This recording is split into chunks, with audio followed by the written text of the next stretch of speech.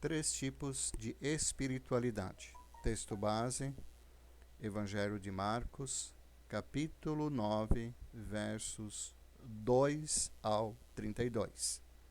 Verso 2. Passados 6 dias, tomou Jesus consigo a Pedro, Tiago e João e os conduziu a um lugar retirado no alto de um monte, onde puderam ficar a sós, e ali ele foi transfigurado diante deles. Verso 3. Suas vestes tornaram-se alvas de um branco reluzente, como nenhum lavandeiro em toda a terra seria capaz de alvejá-las. Verso 4. Então apareceu à sua frente Elias com Moisés, e estavam conversando com Jesus. Verso 5.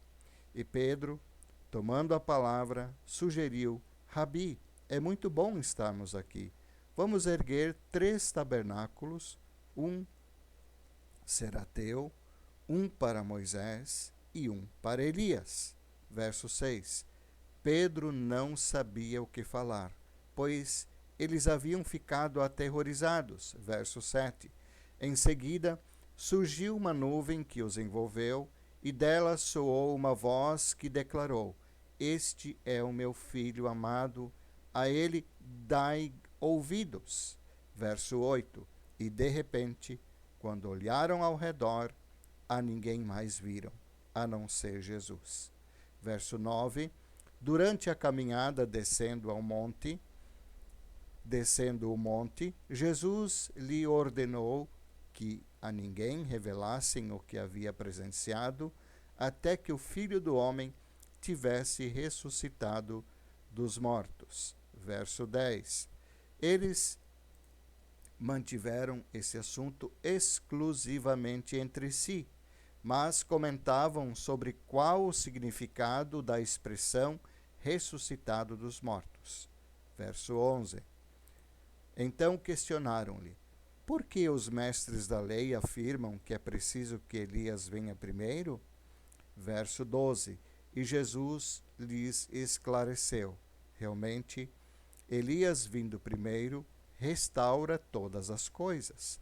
Agora, porque está escrito também que é necessário que o Filho do Homem sofra penosamente e seja rejeitado com desprezo? Pois, verso 13, pois eu lhes digo, Elias também já veio, e fizeram contra ele tudo o que desejaram, como está escrito a respeito dele. Verso 14. Assim que chegaram onde estavam os demais discípulos, observaram um grande aglomerado de pessoas ao redor deles e o mestre da lei discutindo com eles. Verso 15. Logo que a multidão percebeu Jesus, tomada de surpresa, correu para ele e o saudava. Verso 16. Então Jesus dirigiu a palavra aos escribas e os inquiriu: o que discutis com eles? Verso 17.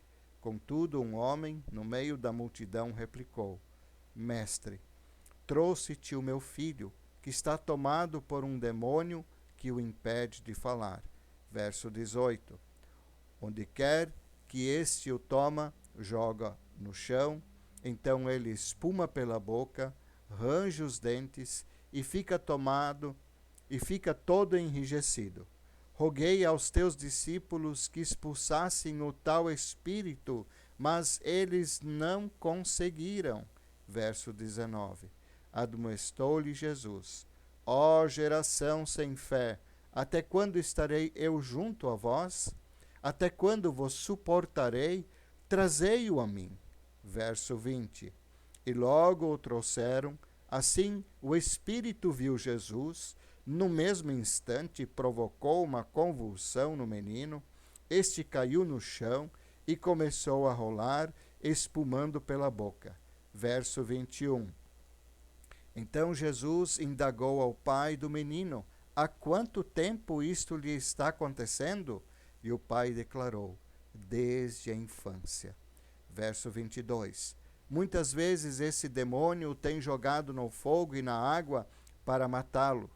Todavia, se tu podes fazer algo, tem compaixão de nós e de alguma maneira ajuda-nos. Se podes, verso 23, contestou-lhe Jesus, tudo é possível para aquele que crê. Verso 24. E imediatamente o pai do menino asseverou, creio, ajuda-me a vencer a minha falta de fé. Verso 25. Percebendo que o povo estava se ajuntando, repreendeu o espírito imundo, determinando, espírito mudo e surdo, eu te ordeno, deixa este jovem e jamais o tomes novamente. Verso 26. Então o demônio berrou, agitou o jovem violentamente e o abandonou. O menino ficou desfalecido, a ponto de todos afirmarem, ele morreu. Verso 27. Entretanto, Jesus, pegando a mão do menino, o levantou e ele ficou em pé. Verso 28. Mais tarde, quando Jesus estava em casa, seus discípulos o consultaram em particular. Por que razão não fomos capazes de expulsá-lo? Verso 29. E Jesus lhes advertiu. Essa espécie de demônios só é expelida com oração e jejum. Verso 30. Eles partiram daquele lugar, atravessaram a Galileia, e Jesus evitava que qualquer pessoa soubesse onde se achavam. Verso 31. Pois estava decidido ao ensino dos seus discípulos e lhes revelava: o Filho do Homem está prestes a ser entregue nas mãos dos homens. Eles o matarão, mas 3 dias depois ressuscitará. Verso 33. Todavia, eles não conseguiam entender o que ele desejava comunicar, mas tinha receio de inquiri-lo a este respeito. Quem é o maior no reino?